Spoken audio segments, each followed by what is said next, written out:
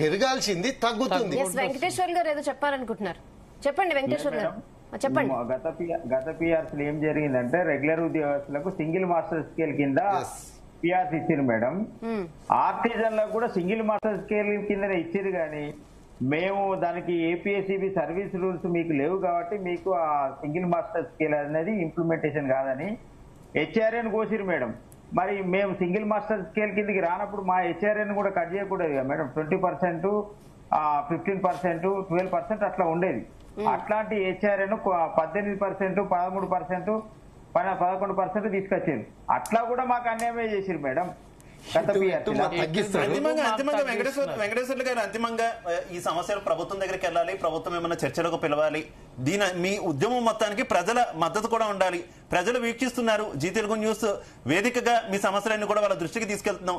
ఏం అప్పీల్ చేస్తారు, పబ్లిక్ ఏం అప్పీల్ చేస్తారు, ప్రభుత్వానికి ఏం అప్పీల్ చేస్తారు, కంక్లూడ్ చేయాలి, చివరికి ఏం చెప్తారు?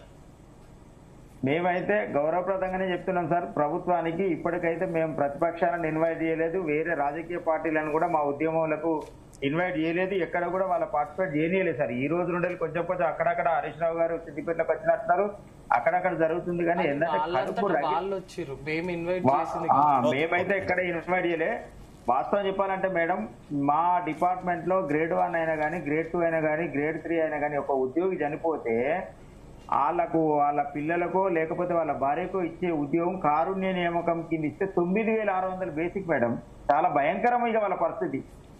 వాళ్ళ పుట్టిన పిల్లల్ని ఎట్లా చదవాలి, ఆమె మీద ఆధారపడ్డటువంటి వాళ్ళ అత్తమామను ఎట్లా పోషించాలి, వాళ్ళ తల్లిదండ్రులను ఎట్లా పోషించాలో అర్థం కాని పరిస్థితి. కళ్ళకు నీళ్ళ చేస్తుంది మేడం. సీపర్ పోస్టులు ఇస్తున్నారు. ఇలా మా దగ్గర నేను ఒక ఉస్మాబాద్ డివిజన్కి పోతే ఒక అమ్మాయి ఏడుస్తుంది మేడం ఘోరంగా. 9,600 బేసిక్ తోటి అన్న నేను నా పిల్లల్ని ఎట్లా చదవాలి, మా ఇంటికి పోతే మా అత్త మీద కోప్పడుతుంది అంటే చాలా భయంకరంగా ఉంది మేడం. అంతే చెప్పుకోలేని పరిస్థితులు ఉన్నారు. కానీ రోజు 500 వస్తే 15,000 వస్తాయి మేడం. రోజు 500 కూలి ఉంటే, లేదు 1,000 రూపాయల కూలి. ఏంది బిల్డింగ్ వర్కర్స్ ఉంటారు కదా మేడం, రోజు 1,000 రూపాయలు, రోజు 1,000 రూపాయలు ఉంటుంది మేడం. అంటే 30 రోజులు కనుక పనిచేస్తే 30,000 వస్తుంది. ఈ ఎంప్లాయీగా డిపెండెంట్ లో వస్తే 9,000, 10,000 శాలరీ.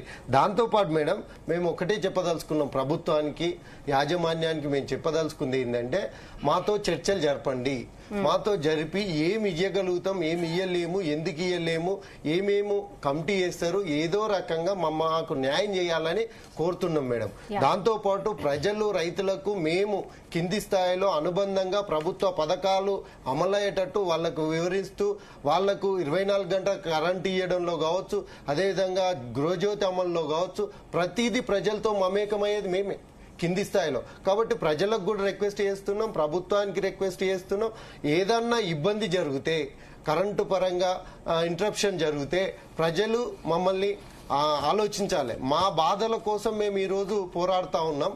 ప్రభుత్వందే బాధ్యత, యాజమాన్యందే బాధ్యత అవుతుంది, కానీ మా ఉద్యోగులదేం కాదు. ఎందుకంటే 18 నెలల నుంచి మేము పనిచేస్తా ఉన్నాం కాబట్టి మా డిమాండ్ను లేదా మా విన్నపాన్ని పరిశీలించే స్థితిలో లేదు కాబట్టి మేము ఈ పోరాటానికి తప్పనిసరి సమ్మెకు పోవాల్సి వచ్చింది. కాబట్టి ప్రభుత్వం ఆలోచించాలి, ఇటు ప్రజలు, రైతులు కూడా ఆలోచించాలని విజ్ఞప్తి చేస్తున్నాం మేడం. మేము రిక్వెస్ట్ చేసేది ఒక్కటే అండి, ఇప్పటికైనా మా బాధలు వినండి. మేము పై అధికారులకు చెప్పుకోవడం జరిగింది, మీకు కూడా చెప్పుకోవడానికి మమ్మల్ని చర్చలకు పిలుస్తేనే మా బాధలు తెలుస్తాయి. ప్రాపర్ ఆర్టిజన్ ఏం బాధపడుతున్నది అనేది మమ్మల్ని పిలుస్తేనే మీకు తెలిసేది. ఒక్కసారి అవకాశం ఇవ్వండి. ఒకసారి అవకాశం ఇస్తే ఇప్పుడు మేము అప్పుడు బాధలు చెప్పుకుంటేనే కదా మీకు సపోర్ట్ గా మేము ఉంటామని చెప్పిర్రు. సో ఇప్పుడు చెప్పుకోనికి టైం ఇవ్వండి. చెప్పుకుంటే మా బాధలు ఏందో మీకు తెలుసు. మీడియేటర్స్ ఉండేసరికి ఒక ట్రాక్ పోయేది దాన్ని 3-4 ట్రాక్ లోకి తీసుకుపోతున్నారు. అట్లా కాకుండా సింగిల్ ట్రాక్ లో ఉండి 1 by 1 కాన్వర్సేషన్ పెట్టుకుంటేనే, దాని 1-on-1 కాన్వర్సేషన్ కింద పోతేనే మా సమస్యలు అనేది క్లియర్ అవుతాయి. ప్రజాభవన్ లో కూడా మేము రిప్రజెంటేషన్ ఇచ్చినాం. మేము రీసెంట్ గా ఇచ్చారా? చాలా ప్రజావాణిలో మేము రిప్రజెంటేషన్ ఇచ్చినాం. రిప్రజెంటేషన్ ఇస్తే పరిష్కారం చేస్తామని ప్రభుత్వం చెప్పింది మేడం. స్టార్టింగ్ లో చాలా మంది పోయి అందరం ఇచ్చినాం, అయినా లేదు.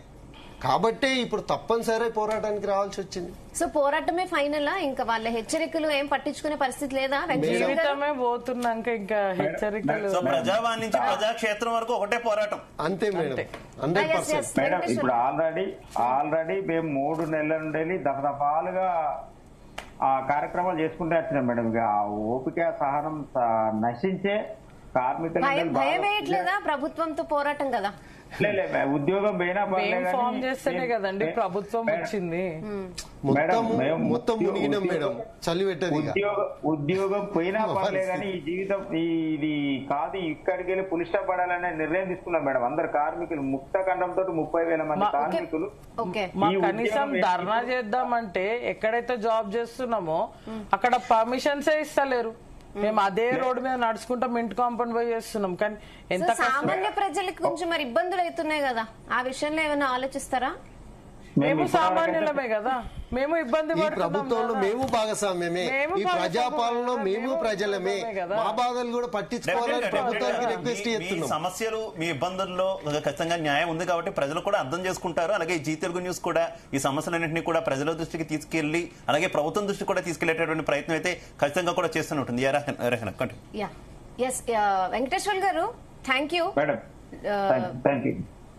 సుమాధురి గారు, చంద్రారెడ్డి గారు, జాయిన్ అయిన శ్రీధర్ గారు. సో మొత్తానికంటే నిజంగా మినిమం ప్రాబ్లం అయితే వినాలి. ఆర్టిజన్ అసలు వర్డే వద్దు, అది తప్పు అన్న ప్రభుత్వం ఇవాళ కనీసం వాళ్ళకి అపాయింట్మెంట్ ఇవ్వలేని సిచ్యువేషన్ చాలా దారుణం. లాస్ట్ గవర్నమెంట్ ఏం చేయలేదని ఇందిరమ్మ రాజ్యంలో మాకు న్యాయం జరుగుతుందని కాంగ్రెస్ తెచ్చుకున్నామని క్లియర్ గా చెప్తున్నారు. ఇంకొకటి, ఇక్కడ ప్రతిపక్షాలు రెచ్చగొట్టడం అనేది లేదు, ప్రతిపక్షాలతో అసలు కలిసి వెళ్ళింది లేదు అని క్లియర్ గా చెప్తున్నారు. వాళ్ళు వచ్చి వాళ్ళంతటి వాళ్ళు మాతో మమేకమైతే మేమేం కాదు అనట్లేదు తప్ప మేం ప్రతిపక్షాలతో కలిసి వెళ్ళడం కాదు, మాకు ఉన్న ప్రాబ్లమ్స్ అని చెప్తున్నారు. నిజంగానే ఆర్థిక భారం ఉన్నా కూడా పిల్లల్లాగా ప్రభుత్వం డెఫినెట్ గా వీళ్ళకి బాధ్యత, డెఫినెట్ గా వీళ్ళ ప్రాబ్లమ్ సాల్వ్ చేయాల్సిందే. వాళ్ళు సెల్ఫ్ రెస్పెక్ట్ కోసం కూడా పోరాడుతున్నారు యాక్చువల్లీ. ఎందుకంటే రెగ్యులర్ ఎంప్లాయీకి ఆర్టిజన్ కి చాలా డిఫరెన్స్ చూపిస్తున్నారు. అది రెస్పెక్ట్ విషయం దగ్గర నుంచి అన్ని విషయాల్లో చాలా చాలా వ్యత్యాసం ఉంది. అది ఎవరికైనా బాధే. ఒకే ఆఫీస్ లో ఉండి ఒకరికి ఒకలాగా అంత పార్షియాలిటీ ఉంటే పని మీద కూడా ఇంట్రెస్ట్ ఉండదు, చాలా బాధ ఉంటది. సో వీటన్నిటి మీద డెఫినెట్ గా ప్రభుత్వం అయితే దృష్టి సారించాలి. ఎందుకంటే ప్రభుత్వం రాకముందు ఈ ప్రాబ్లమ్ ని సాల్వ్ చేస్తానని ప్రభుత్వంలోకి వచ్చింది. అలాగే మేనిఫెస్టోలో కూడా క్లియర్ గా దీన్ని మెన్షన్ చేసింది.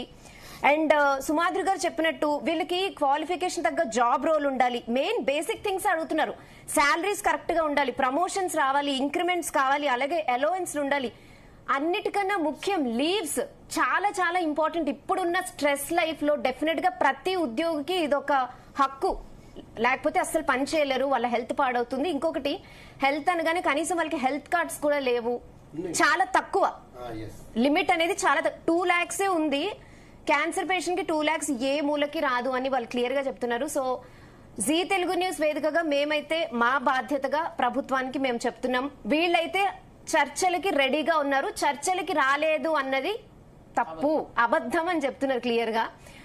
సో డెఫినెట్ గా ప్రభుత్వం ఈ విషయాన్ని పరిష్కరిస్తుందని జీ తెలుగు న్యూస్ కోరుకుంటుంది. ఇది వాల్టి డిఎన్ఏ. State to DNA. తెలంగాణలో విద్యుత్ ఆర్టిజన్ ఉద్యోగుల సమ్మె ఉధృతంగా సాగుతోంది. 6 రోజులైనా ఉద్యోగులు మాత్రం వెనక్కి తగ్గడం